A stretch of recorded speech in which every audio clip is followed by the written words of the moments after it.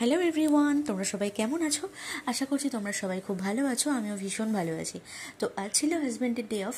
প্রতিদিনের মতো উঠেই যেমন আগে সকালবেলা রান্না করতে হয়, আজকে তেমনটা করতে হয়নি। আজ সকালবেলা উঠে আগে ব্রেকফাস্ট বানিয়েছিলাম। তো তখনও সোনামা ঘুমোচ্ছিল, ওই জন্য ওর ব্রেকফাস্টটা রেডি করেই রেখেছিলাম। তো তারপর কী করলাম, আমি আর আমার কর্তামশাই ব্রেকফাস্ট করে নিয়ে তারপর দেখি সোনামা উঠেছে। তারপর ওকে ফ্রেশ করিয়ে দিয়ে তারপর ওকে ব্রেকফাস্ট করিয়ে দিয়েছিলাম। তারপর আমার সকালে যা যা কাজকর্ম থাকে সেই সমস্ত কিছু কমপ্লিট করে সোনামাকে স্নান করিয়ে কিন্তু আজকে ওর পাপা ওকে ঘুম পাড়িয়ে দিয়েছে। আমি এদিকে করছিলাম।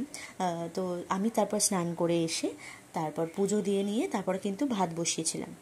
তো যেদিনকে হাজব্যান্ডের ডে অফ বা সানডে থাকে ওই দিন আমি স্নান করে লাঞ্চটা প্রিপেয়ার করতে আসি।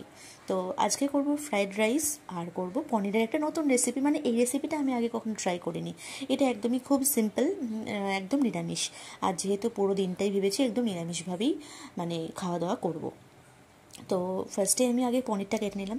আর সত্যি পনিরটা কাটতে আমার এত যে ভালো লাগে, ভীষণ স্যাটিসফাইং, ভীষণ ভালো লাগে। এই যে ফ্রাইড রাইসের জন্য ভালো করে সবজিগুলোকে ধুয়ে নিলাম। তো কাজু কিশমিশটাকে জলে ভিজিয়ে রেখে ভালো করে আর কি ধুয়ে নেব, এরপর জলটা ছেঁকে নেব। তো এই যে সবজিগুলো হালকা ফ্রাই করে নিয়েছিলাম। আর ততক্ষণে কিন্তু আমার এই সমস্ত মানে এদিকে করতে করতে কিন্তু আমার ভাতটাও হয়ে গিয়েছিল। তো ভাতটা নিচে উপর দিয়ে দিয়েছি। আর এই যে পনিরের জন্য আজকে কেটে নিয়েছি আর কি সবজির মধ্যে আলু, একটু ক্যাপসিকাম আর একটু টমেটো। তো এই যে পনিরটাকে কেটে নিয়ে মানে একদম কিউব কিউব করে সুন্দর করে, আমার না এই শেপটাই খুব ভালো লাগে। অনেকে অনেক রকম শেপ দেয়, আমার না এই শেপটাই ভীষণ ভালো লাগে, মানে পনির পনির মনে হয়।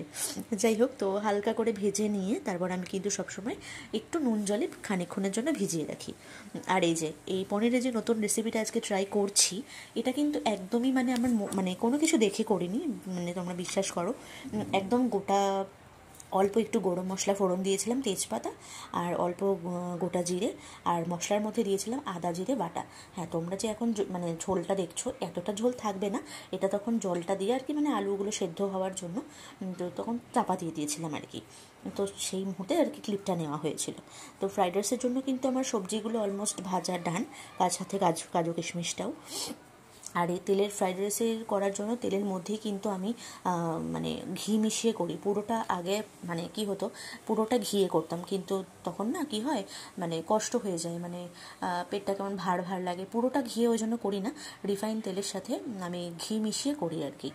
তো এভাবে করি, দেখি যে শরীরটা তো ঠিকঠাক থাকে আর কি। নাহলে পুরোটা ঘিয়ে করলে খেতে তো অবশ্যই ভালো লাগে, কিন্তু শরীরের জন্য কিন্তু একদমই ভালো নয়। এই যে ফ্রাইড রাইস আমার একদম ডান। আর এর মাঝে কিন্তু আমি সোনামাকেও খাওয়াচ্ছিলাম, মানে এদিকে করতে করতে কিন্তু আমি সোনামাকেও খাওয়াচ্ছিলাম। তারপর সোনামাকে লাঞ্চ করি, এই যে আমরা দুজনে লাঞ্চ করে নিয়েছিলাম। চলো আজকের মতো টাটা, সবাই ভালো থেকো, সুস্থ